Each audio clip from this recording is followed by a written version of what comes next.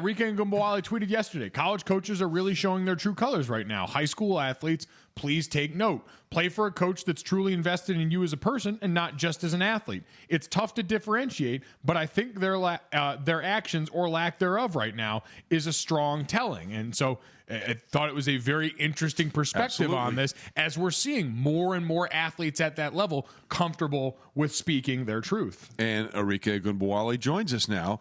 Arike, thanks for being with us this morning. First and foremost, how are you? I'm good. How are you guys?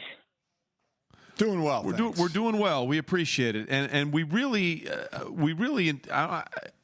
we're struck, for lack of a better term, by what you put out there. And I just wanted to know how much of that was part of your process when you were going through this. How much did that mean to you, knowing that you were going to play for people at Notre Dame that you felt completely got what you were about and had your back? Yeah, I think just that was probably one of the biggest things, and especially how I was raised and, how protective my family is and how close we are. They wanted to know that where they were going to be sending me for 4 years and, a prime time in my life to become a, young woman and an adult, that I was going to be taken care of, and I felt comfortable. So that was definitely, a big part of my process. What made you feel so inclined to tweet that out yesterday to get this message out to other athletes? Just because I just been seeing a lot of coaches make vague statements or make a statement on their not personal page, of course, but they'll go to the team page and say on behalf of this, and it'll just be that.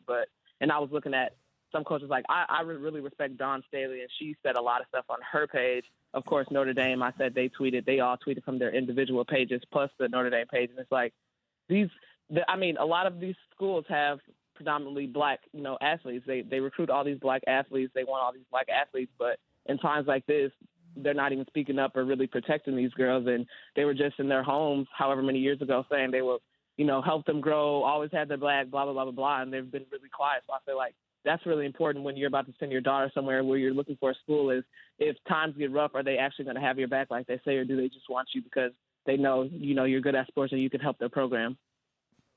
Do you need to hear something specific? Because there can be some statements that can be very mundane or very kind of middle of the road. Do you need, or are you telling these athletes you need to listen for certain cue words that would be more acceptable to understand who this coach is?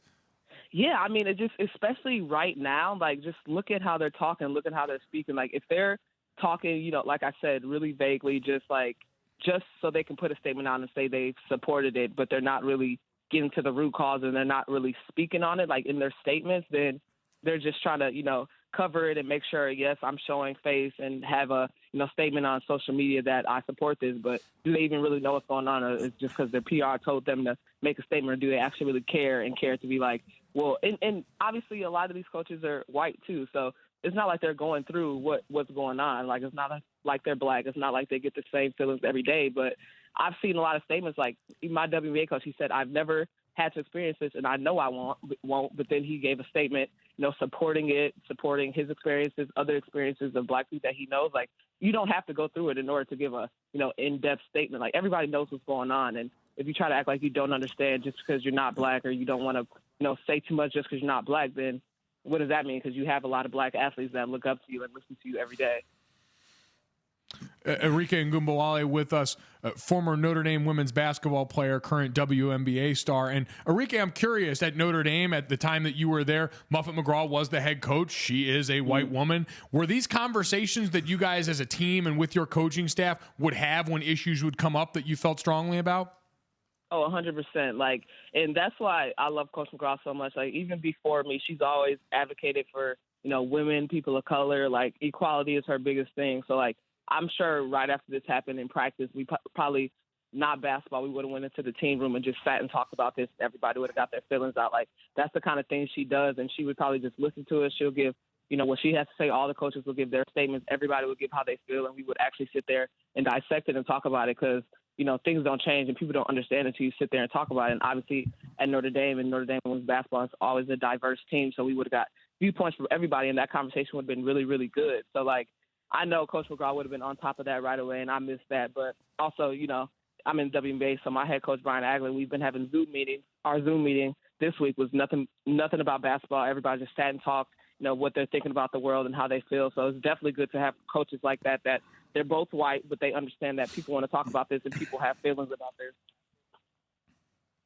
Yeah, Arike Ogunbowale with us, and I think that's the thing is the three of us as white guys here. One of the things that we basically said, we want to listen. You know, we want to make sure we understand everything that goes on that is far different from our experiences. So as we go through this process now where we've had so many protests in so many places, what are the things that you were hopeful for that we'll get to at some point down the road after this?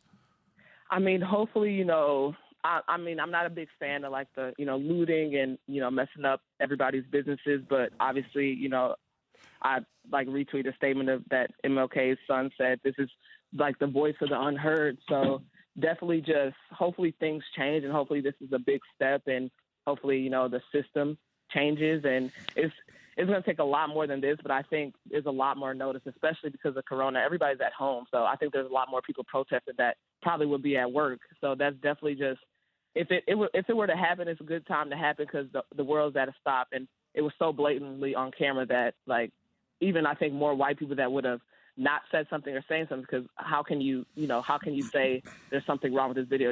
You're literally watching what happened on video. Like, it's not much to argue about. So hopefully this really, you know, starts a big change in, you know, the system.